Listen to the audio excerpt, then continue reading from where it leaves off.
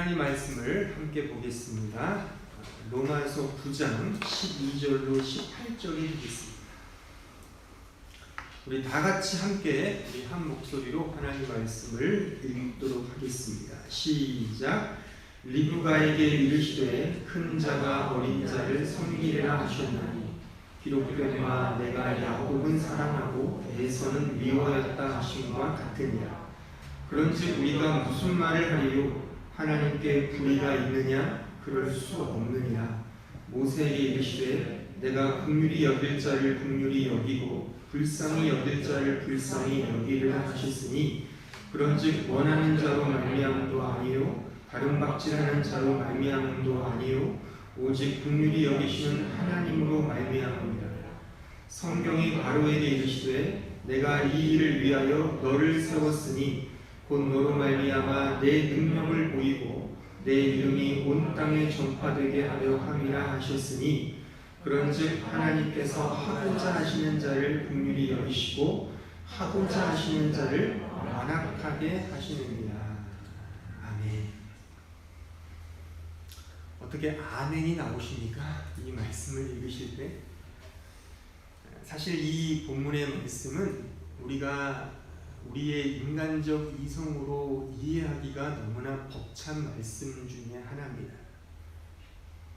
특히 인본주의적, 인간적 입장에서 이 본문을 대하면 사실 은혜라기보다는 혐오에 가까운 그런 느낌을 받을 거라고 생각을 합니다.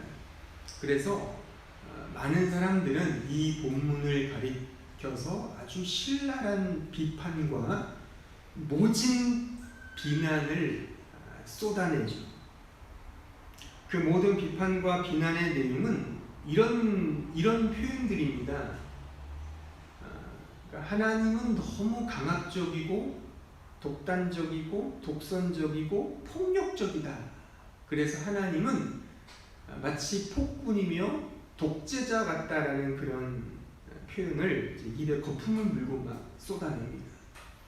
또 어떤 경우는 그러면 하나님께서 뭐 누구는 택하고 누구는 버렸다는 거잖아요. 이 말씀이 내가 야곱을 사랑하고 에서는 미워했다는 이런 말씀이 그럼 우리 인간은 뭐 기계냐? 이런 어떤 표명을 할 수 있다는 것입니다. 저는 당연히 이러한 주장과 비판은 전적으로 틀렸다라고 저는 강조하고 싶습니다. 왜냐하면 인간은 기계가 아니잖아요. 우리는 인격을 가진 자유의지를 가진 인격적 존재라는 사실 때문에 그러하고 또한 성경 어디에도 하나님은 폭군이다, 하나님은 독재자다는 그런 말씀은 전혀 없습니다. 오히려 하나님은 사랑이다라고 말씀하시죠. 또한 실제적으로 그 하나님을 만나는 사람들은 누구나 그 하나님의 크신 은혜와 사랑에 압도되어 감격하여 오직 찬송과 영광을 올려드릴 수밖에 없지 않습니까? 다 우리가 그런 고백이 있지 않습니까? 그 하나님 만날 때 막 폭력적이거나 강압적으로 하나님을 느끼지 않고 우리는 실제적으로 그 하나님의 따뜻한 은혜와 사랑 앞에 설복당하고 감격한다는 것이 우리의 실제적 경험이기 때문에 그러합니다. 하지만 백보양보해서 이런 표현은 그러니까 하나님은 독재자다, 우리가 기계냐라는 이런 표현이 100% 옳진 않지만 이러한 비판과 비난의 내용은 하나님과 인간의 관계 또한 하나님이 어떤 분인지에 대한 정확한 이해를 성경을 통하여 알게 되면 이러한 표현들을 능가하는 더한 고백이 신자의 입에서 쏟아져 나온다는 사실입니다. 가령 어떤 신자는 자기 자신을 개쓰레기 취급을 당했어도 마땅하다는 고백이 있단 말입니다. 저 상에서 떨어지는 개가 먹는 음식을 먹어도 저는 괜찮아요. 또 어떤 신자는 저는 죄인 중에 괴수예요. 또 어떤 신자는 나는 그냥 티끌에 불과한 존재입니다. 나는 그냥 이슬에 불과한 존재입니다. 나는 먼지만도 못한 인생을 사는 존재예요. 하나님 앞에 나는요 라는 그런 고백을 했다는 것을 통해 알 수 있다는 것입니다.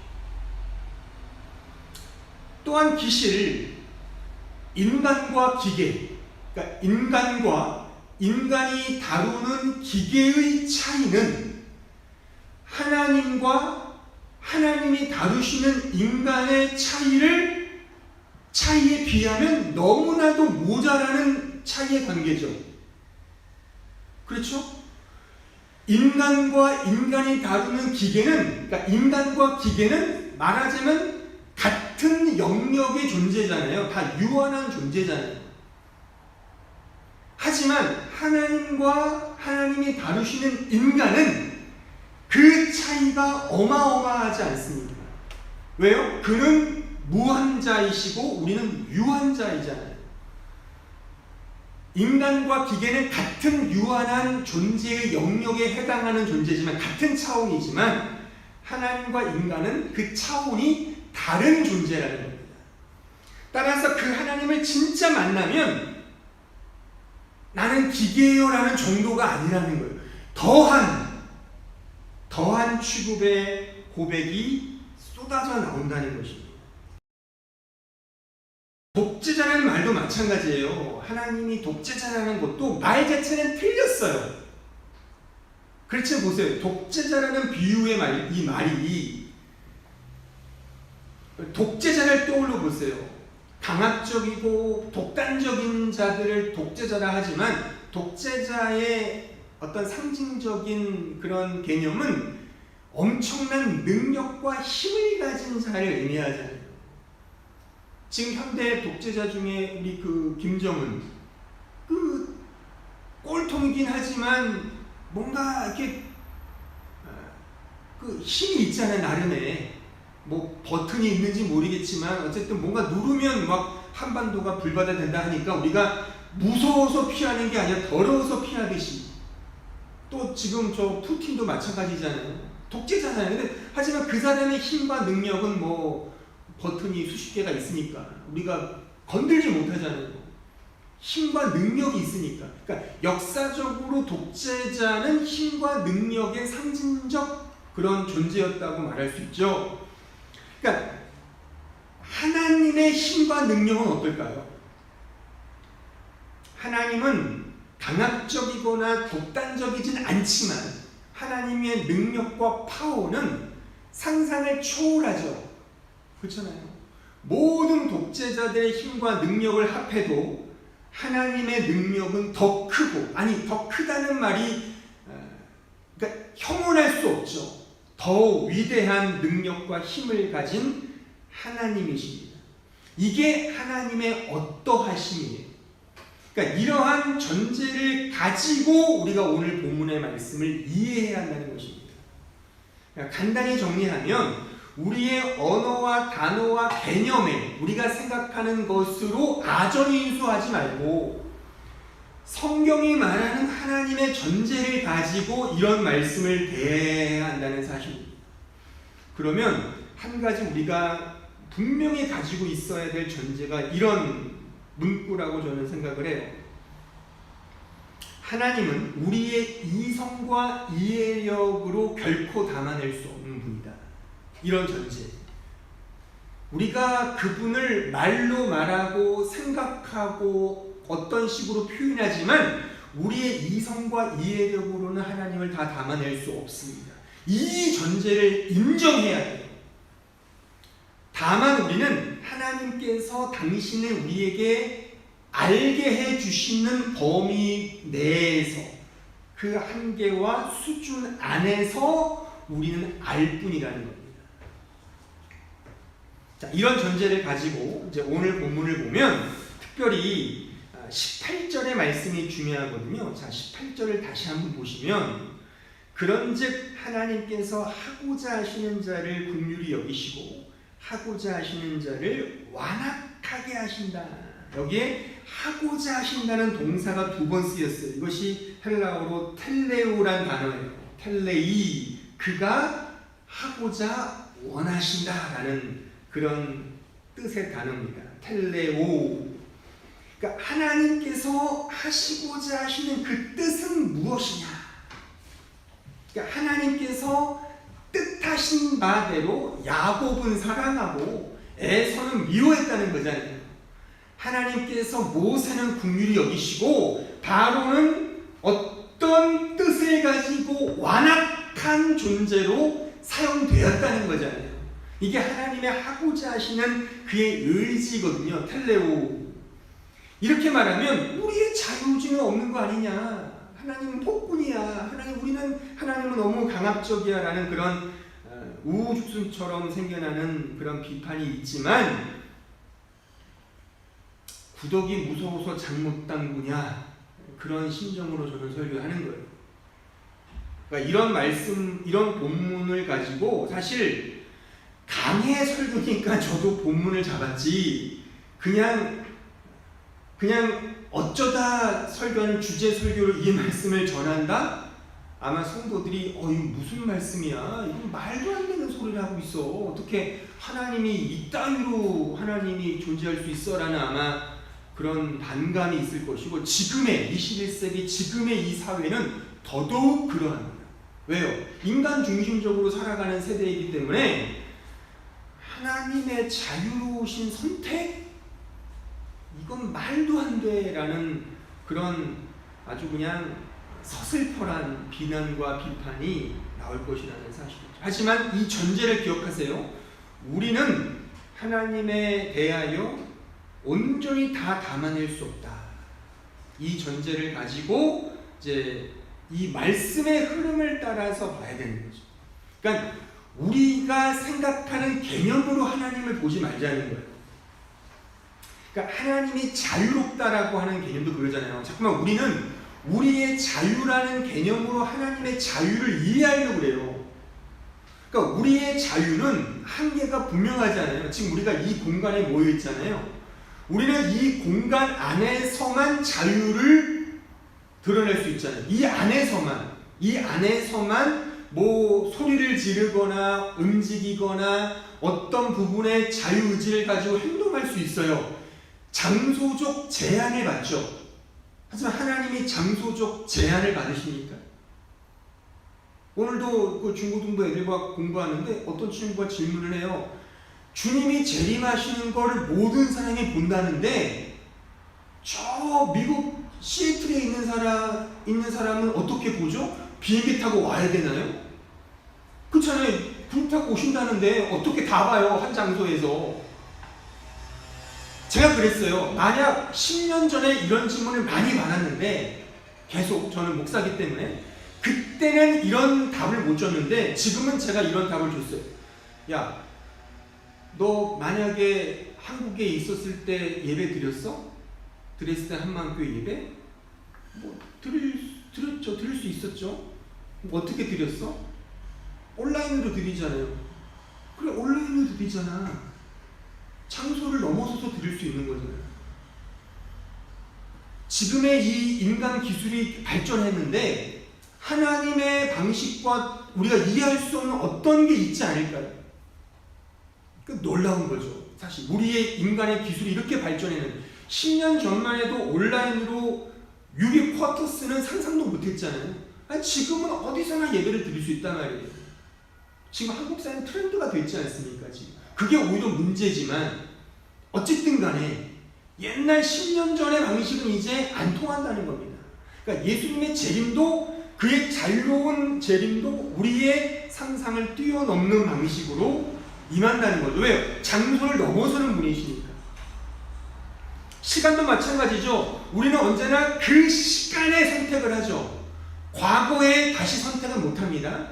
미래의 것을 지금 선택을 못해요. 지금 이 순간, 이 시간의 범위 안에서의 자유의 행사인데 이런 개념을 하나님에게 적용하면 어폐가 있죠. 하나님은 시간을 넘어서는 분이잖아요. 시간을 창조하신 분이잖아요. 그렇지 않습니까? 그러니까 하나님은 과거의 것을 후회하시지 않죠. 그때 내가 선악과를 안 먹게 해야 되는 건데, 뱀이 유혹할 때 뱀 대가리를 찔렀어야 되는데 후회되네. 하나님은 후회가 없으시니, 인생이 아니시니, 인자가 아니시니 후회가 없으시다. 미래의 것, 내가 그때 그렇게 할 거야, 그런 게 있습니까? 하나님은 과거, 현재, 미래를 다 아울러서 그의 자유를 드러내시는 분이 아닙니까? 그러니까 우리의 자유가 아니란 말이에요. 그러니까 이런 하나님의 어떠하심의 이해를 가지고, 뭔지는 분명히 모르지만 너무나 놀라운 창조주 하나님, 그 구원주 하나님을 상정하면서 이 말씀을 보면 우리가 온전하게 이해할 수 없지만, 아까 말했던 그런 좀 냉혹한 비난, 우리가 기계야? 하나님은 너무하셔 라는 이런 얼토당토하는, 무식이 폭로되는 이런 식의 비난과 비판은 할 수 없게 될 것이다. 저는 이렇게 말씀드리고 싶습니다. 자, 그래서 우리가 이해할 수 있는 방식이 바로 성경이죠. 성경이에요, 성경. 성경의 이 문맥 속에 이 하나님의 하시고자 하시는 뜻이 어떻게 우리에게 드러났는지를 이제 오늘과 다음 주에 걸쳐서 제가 설명을 드릴 겁니다. 오늘 본문의 말씀을 두 측면에서 우리는 생각을 해야 합니다. 두 측면에서. 그 하나는 하나님의 하고자 하시는 그 뜻, 하고자 하심의 이 의미를 우리는 두 가지 측면에서 이해를 해야 되는데, 그 하나는 하나님의 전 우주적 구원 역사의 측면에서, 하나님의 전 우주적 구원의 역사적 측면에서 이 말씀을 이해를 해야 되고요. 이것은 인간과 전 우주 전체를 향한 하나님의 주권적 구원 역사를 의미하는, 전체 우주를 향한 이런 맥락에서 이 하나님의 하고자 하시는 뜻을 이해를 해야 되고, 또 다른 하나는 하나님의 개별적 구원 역사예요. 다시 말하면 개개인 한 사람 한 사람을 향한 하나님의 주권적 구원 역사의 이 측면에서 우리가 하나님의 하고자 하시는 그 뜻을 이해해야 합니다. 오늘은 전자를, 다음 주는 후자를 이렇게 각각 설명해 드리겠습니다.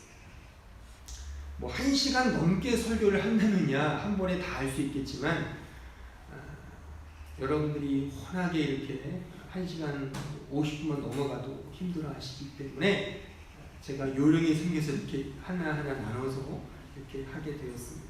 물론 내용을 잘 이해해야 되는 것도 중요해요. 계속적으로 제가 쉽게 반복해서 설명을 드릴 테니 잘 들어보시면 좋고, 그래서 하나님의 하고자 하시는 그 주권적 뜻을 우리가 어떻게 이해되는지를 이런 두 측면에서, 하지만 중요한 건 전자겠죠. 하나님의 전 우주를 향한 그의 하고자 하시는 뜻이 중요해요. 이 맥락에서 나 개인에게 하나님이 주시는 그 의지를 우리가 이해를 해야 된단 말입니다. 그냥 후자 쪽에서 가면 분명히 문제가 생겨요. 아까 말했던 그런 식의 어떤 잘못된 비난, 왜곡된 이해로 점철될 수 있기 때문에 이 순서가 매우 중요합니다. 전자는 하나님의 거룩한 역사, 전 우주를 향한, 후자는 나 개인에게, 개인의 믿음을 향하여 주시는 하나님의 어떤 구원의 역사를 우리가 다룰 수 있을 것입니다. 자, 첫 번째, 하나님의 거룩한 전체, 전 우주의 역사를 한번 생각해 보면, 그러니까 이런 맥락에서 오늘 이 본문을 보셔야 된다는 거예요. 야곱은 사랑하고 에서는 미워했다. 이런 하나님의 주권적 자유 그 의지가 우리는 이 전체 우주를 향하신 하나님의 어떤 구원 역사의 측면에서 봐야 된다. 그러니까 이걸 알기 위해서는 9장 전체의 문맥적 흐름을 이해를 해야 돼요. 자, 그런 의미에서 이 9장이 어떻게 시작되었는지를 다시 한번 우리가 리바이벌 하면서 이제 좀 더 의미를 좁혀가 보도록 하겠습니다. 9장 3절로 5절을 한번 보세요. 나의 형제 곧 골육의 친척을 위하여 내 자신이 저주를 받아 그리스도에게서 끊어질지라도 원하는 바로라. 그들은 이스라엘 사람이라 그들에게는 양자됨과 영광과 언약들과 율법을 세우신 것과 예배와 약속들이 있고 조상들도 그들의 것이요 육신으로 하면 그리스도가 그들에게서 나셨으니 그는 만물 위에 계셔서 세세의 찬양을 받으실 하나님이시니라. 아멘. 자, 여러분들이 9장 처음에 설교를 들으셨다면 한번 기억을 잘 더듬어 보시고 제가 다시 한번 간략히 설명해 드리면 이 말씀은 어떤 의미냐면 이런 거예요. 사도 바울이 유대인이잖아요. 근데 유대인의 입장에서 복음을 보면 너무 복음이 강압적으로 느껴진다는 거죠. 왜냐하면 지금 로마서가 계속 말하는 게 뭐예요? 은혜의 복음이잖아요. 은혜의 복음이에요. 은혜의 복음이에요. 하나님의 은혜로 구원을 받는다는 거예요. 자, 그러면 유대인 입장에서 생겨나는 문제는 뭐냐면 그러면 나는 대대손손 배우기에 율법을 지켜야 구원을 받는다고 배웠는데 우리의 조상 아브라함, 이삭, 야곱 대대손손 수천 년 동안 율법을 지켜야 돼. 예배를 잘 드려야 돼. 제사를 잘 지내야 돼. 라는 식으로 배웠단 말이에요.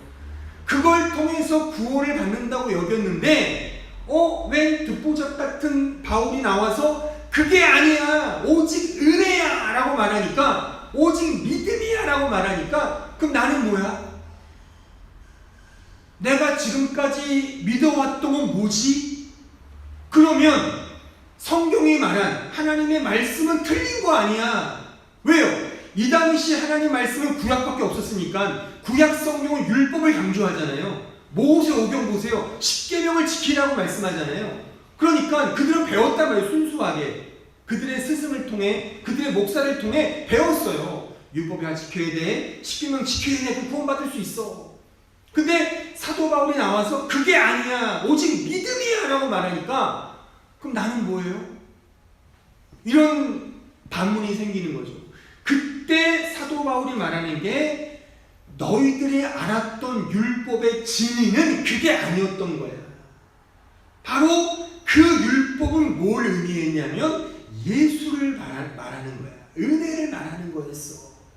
그래서 이 지금 읽었던 말씀 속에 그 예수를 말하잖아요.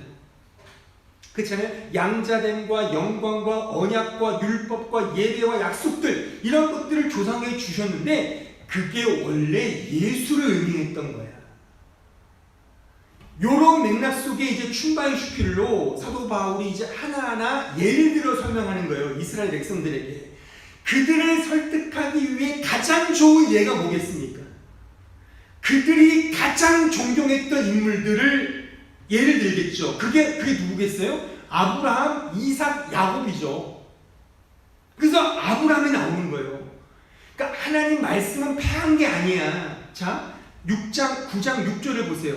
그러나 하나님의 말씀은 패해진 것이 아니야 라고 말하잖아요. 이스라엘에서 난 그들이 다 이스라엘이 아니야. 원래 그게 율법이 아니었어. 행위로 낳은 백성이 진짜 백성이 아니라 바로 예수를 믿는 믿음이야 라는 설명이란 말입니다.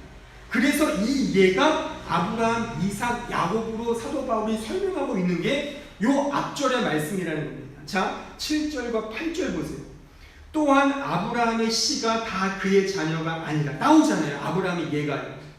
오직 이삭으로부터 난 자라야 내 씨라 불리라 하셨으니 곧 육신의 자녀가 하나님의 자녀가 아니요 오직 약속의 자녀가 씨다 이거예요. 이 약속의 자녀 믿음이죠 이게. 또 약속의 씨가 뭐예요? 씨가 제가 설명드렸죠. 씨는 예수님을 말하잖아요. 예수 그리스도를 설명하는 말씀이라는 겁니다. 이미 구약 성경 때부터. 자 보세요. 자 아브라함이 여러 아들 자식을 낳았는데 대표적으로 그가 처음 난 아들이 누구죠? 이스마엘이었죠. 이스마엘. 원래 혈육적으로 질서상 장자는 이스마엘이에요. 하지만 본처가 아니기 때문에 이제 그 상속권이 없었죠. 둘째가 이삭이었죠. 근데 이삭과 이스마엘의 관계는 백엔타일이에요. 왜냐하면 이스마엘은 아브라함이 행위로 낳은 아들의 상징적 의미죠. 율법이 율법. 하지만 이삭은 은혜로 낳았잖아요. 자신의 모든 육체적 행위가 죽은 이후에 낳은 상징적 의미란 말입니다. 그래서 이스마엘이 나타나고 이삭이 나타나는 거예요. 이스마엘은 말하자면 약간 부정적 의미에서 하나님의 은혜를 설명하는 도구로 나타난 것이고, 이삭은 그 은혜의 핵심으로 나타나는 거죠. 그 이하도 마찬가지예요. 자, 9절 11절 보세요. 약속의 말씀은 이것이니 명년 이때에 내가 이르리니 사라에게 아들이 있으리라 하시니라. 그뿐 아니라 또한 리브가는 이제 그 아들 이삭의 부인이죠. 리브가가 우리 조상 이삭 한 사람만 말미암아 임신했는데 그 자식들이 아직 나지도 아니하고 무슨 선이나 악을 행하지도 아니한 때에 택하심을 따라 되는 하나님의 뜻이 행위로 말미암지 않고 오직 부르시는 이로 말미암아 서게 하려 하셨다 이겁니다. 그러니까 이삭도 두 아들을 낳죠. 에서와 야곱이에요. 근데 이 설명이 뭐냐면 개별적으로 하나님의 에서를 미워하고 야곱을 사랑했다 이런 걸 의미하기 전에 이 문맥의 흐름은 뭘 설명하냐면 은혜를 설명한단 말이에요. 은혜를. 그러니까 에서는 은혜가 아닌 어떤 상징적인 인물로 도구화했고, 반면에 야곱은 은혜를 입은 자로, 행위가 아니란 말입니다. 오직 은혜란 말이죠. 그래서 이 말씀 속에서 주시고자 하시는 의미는 은혜예요. 은혜. 또 은혜의 중심은 예수 그리스도죠. 그 예수 그리스도를 드러내기 위해서 지금 이 말씀이 우리에게 설명해 주고 있다는 것입니다. 자, 그래서 미가서 5장 2절을 보세요. 베들레헴 에브라다야 너는 유다 족속 중에 작을지라도 이스라엘을 다스릴 자가 내게로 나올 것이라. 그의 근본은 상고의 영혼에 있느니라. 그러니까 구약 성경에서조차도 이미 이런 예언이 있어요. 유다를 통해, 이스라엘 야곱을 통해 예수가 나올 것이다. 그러니까 이 야곱이 전면에 나타난 이유는 딱 하나예요. 예수 그리스도를 설명하기 위한, 은혜를 설명하기 위한 방편으로서 에서와 야곱이 드러났다라고 하는 사실입니다.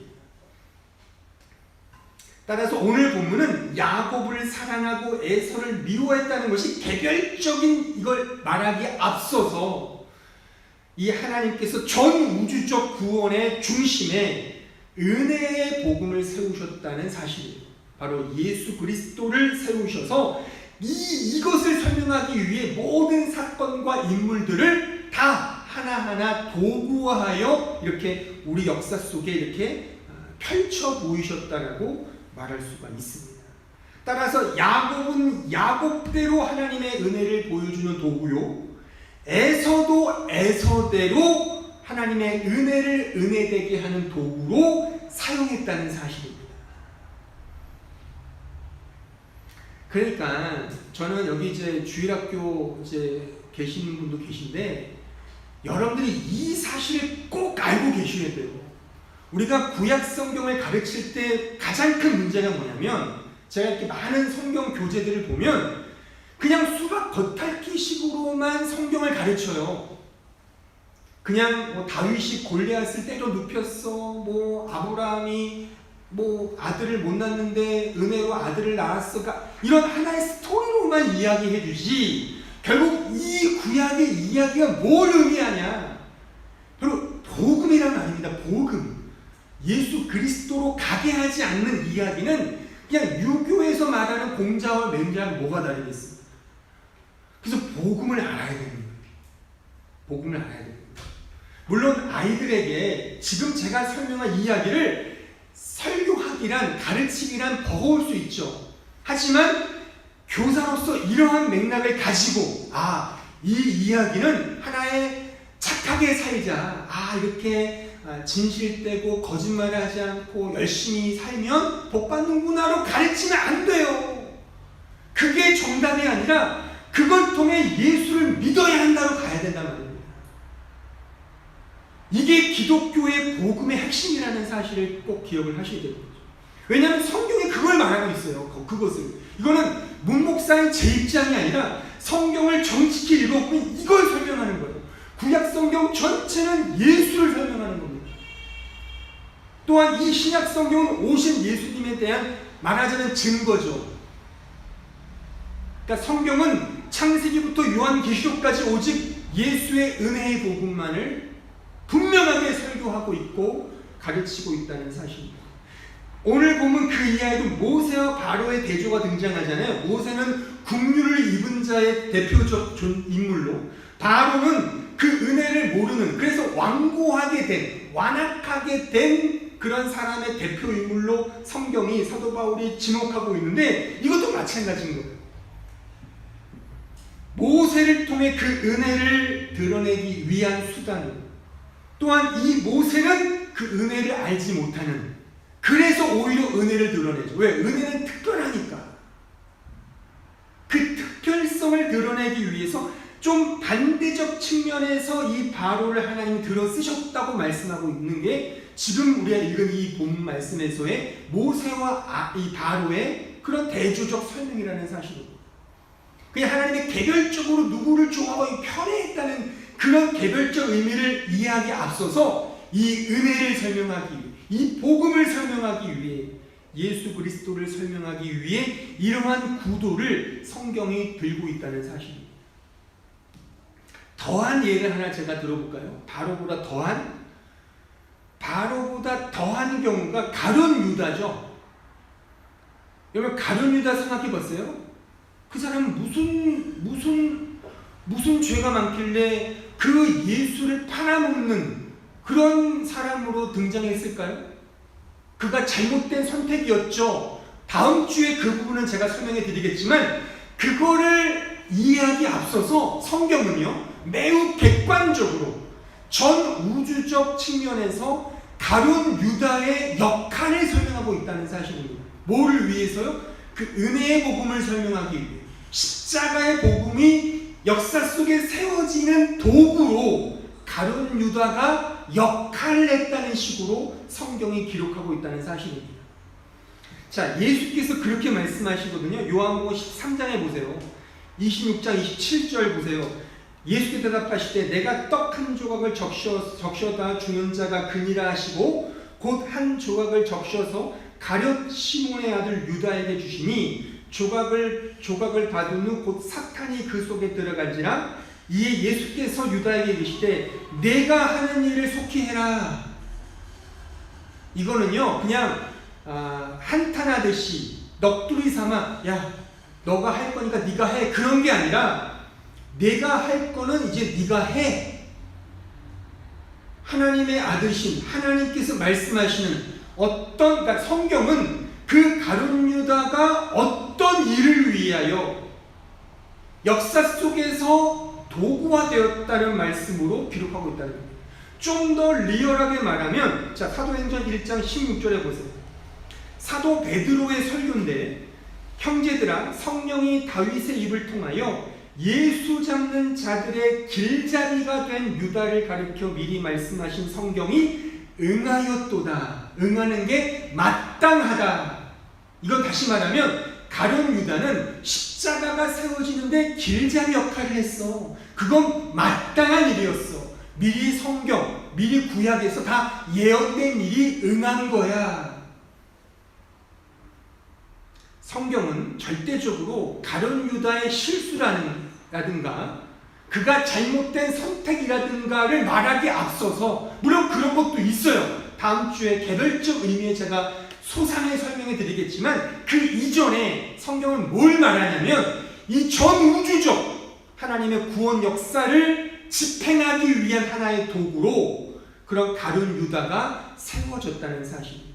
예수 잡는 십자가의 길잡이로 그 가룟 유다가 세워졌다는 사실. 그러니까 성경은 유다의 배반이 이미 정해져 있음을 강조하고 있다는 사실이죠. 이 자체가 매우 의미심장하죠.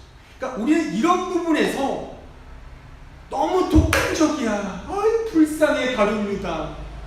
물론 불쌍하죠 개인적으로. 근데 그런 걸 한탄하거나 그런 것을 찝어내기 전에 그 가룟 유다를 통해 하나님의 하고자 하시는 게 뭐냐, 이거를 우리가 거시적으로 볼 수 있어야 한다는 것입니다. 관계로 지금 여기에 살고 있느냐입니다. 예수 그리스도를 알지 못하는 자 혹은 믿는다 하지만 진짜 예수 그리스도가 아닌 자 말뿐인 겉모양만 신자인 채 예수 그리스도를 인격적으로 알지 못하거나 만나지 못한 자에게는 소망이 없습니다. 예수를 만나고 예수와 동행하는 것이 우리의 삶의 목적이요 우리를 향한 하나님의 뜻입니다. 이 사실을 기억하면서 오늘 들은 말씀을 좀 넓은 의미로 꼭 기억하시고 하나님의 뜻은 예수 그리스도 안에 다 있습니다. 그가 그를 믿고 그에게 나아가는 것이 하나님을 기쁘시게 하는 것입니다. 다른 거 아닙니다. 다른 거 아닙니다. 예수를 잘 믿고 예수를 따라 순종하는 것이 예수와 지금 나는 어떤 관계이냐를 매 순간 그래서 따져 물어야 하는 것입니다. 이 오늘 들은 말씀을 잘 상의하면서 마음에 새기면서 나는 과연 예수와 얼마나 동행하고 있는가를 마음에 새기시면서 회개하시는 그 예수님과 함께 동행하는 믿음의 삶을 살고 오늘 들은 말씀을 꼭 기억하며 이 말씀을 날마다 마음에 상기하며 믿음으로 살아가는 참된 신자가 되게 달라고 다 함께 합심하여 통성으로 기도하겠습니다. 은혜로우시고 자비하신 주님 감사합니다. 우리를 향한 하나님의 뜻은 우주적 관점에서 보아야 함을 먼저 생각하겠습니다. 전 우주를 향하신 하나님의 살아있는 뜻은 바로 예수 그리스도 안에 그 은혜의 복음임을 확인했습니다. 이 뜻을 날마다 기억하며 우리가 어떤 형편, 어떤 환경에 처하든 예수 그리스도와 어떤 관계로 살고 있는지를 매 순간 기억하며 회개하며 믿음으로 나아가는 저를 볼 수 있도록 축복해 주시고 역사하여 주시옵소서. 예수님의 이름으로